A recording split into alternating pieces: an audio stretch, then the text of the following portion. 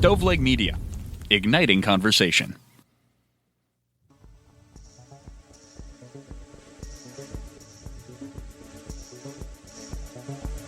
Welcome to True Crime to Go. What can I get for you? Yeah, I'm feeling like something from Chicago, like a Chicago dog, maybe some popcorn. What about some kidnappings? Pull up to the second window and we'll see you next crime. Welcome to True Crime to Go. I am John here with Jamie, and now I'm craving a Chicago dog. How dare you not mention Chicago-style pizza in that? Cut this. Let's do it over. Cut the popcorn. I know they've got popcorn at the airport, but whatever. Popcorn at the airport?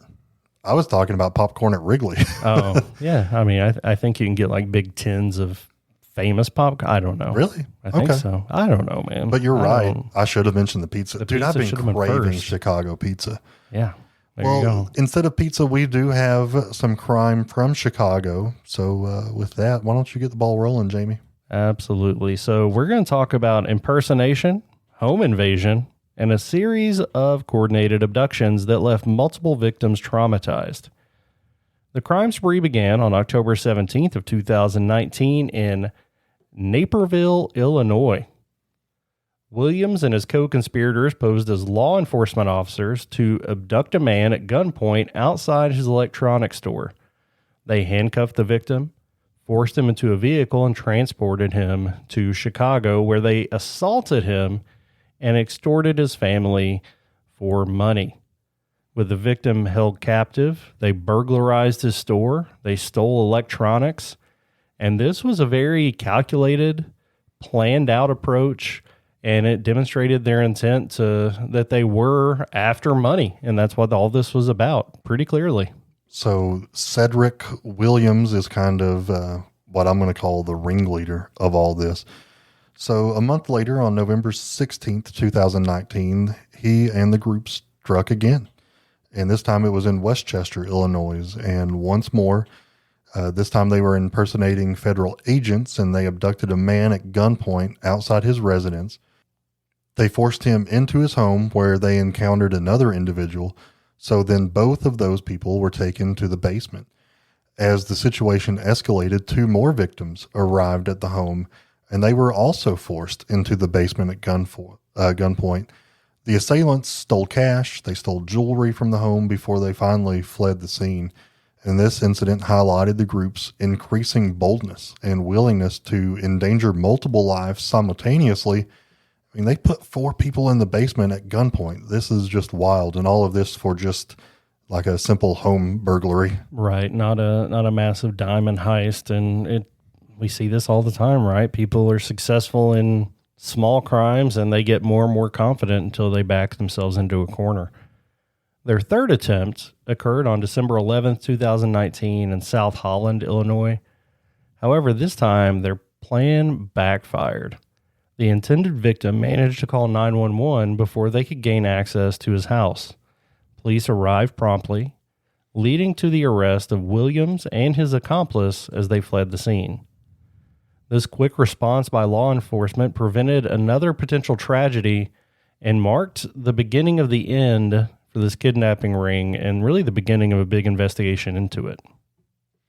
So the investigation was a collaborative effort between multiple agencies. This involved the FBI, the Naperville Police Department, the Westchester Police Department, and South Holland Police Department. They also involved the Chicago Police Department and the U.S. Bureau of Alcohol, Tobacco, and Firearms, the ATF. This is a massive operation, but their combined efforts led to the identification and arrest of individuals involved in these crimes. So at trial, Sedgwick Williams, 48 of Chicago, was convicted by a federal jury and sentenced to 50 years in federal prison. And on May 8th, 2025, his co-defendant, Tae-Hon Lee, 35 years old from Beach Park, Illinois, was also convicted and is scheduled to be sentenced early in June 2025. The other co-defendants were Evan Ayers, 37, and Jonathan Vargas, 38.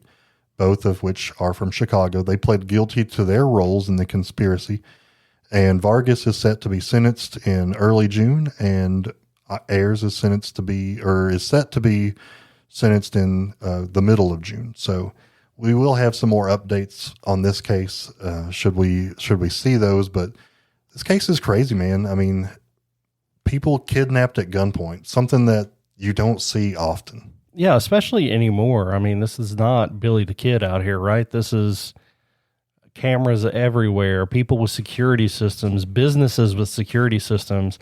I continue to be amazed at how many people are still getting away with crimes.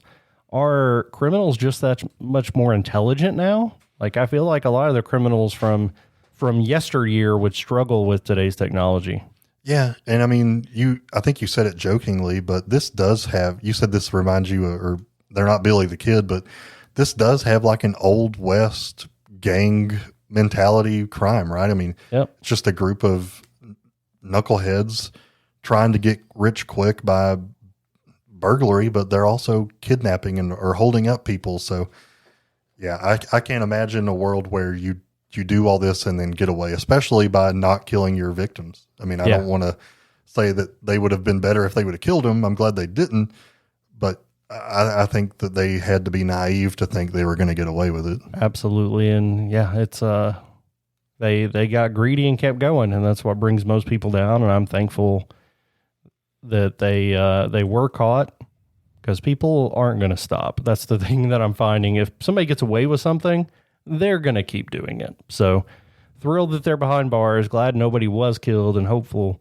that the sentences will be plentiful and the victims will get the proper care they need to recover from this trauma. But yeah, this is like you said, it feels like an Old West case, something that we don't get to talk about as much. You and I are both a fan of some of those Western films and stories. So yeah, this fits right into that mold. So thanks for bringing it to us, John. And we really appreciate you guys hanging out with us as well. This has been another crime story in 10 minutes or less. Would you like crime with that?